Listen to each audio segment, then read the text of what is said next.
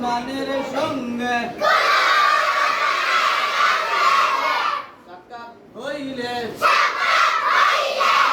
সর্বপ্রথম সালাম করিতে হয়।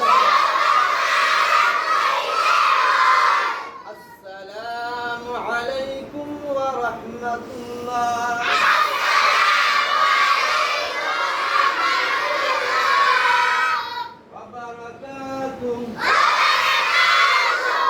সালামের জবাবে বলিতে হয়, সালামের জবাবে বলিতে হয়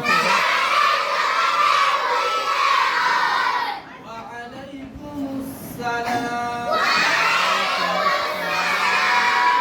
ওয়া আলাইকুমুস সালাম।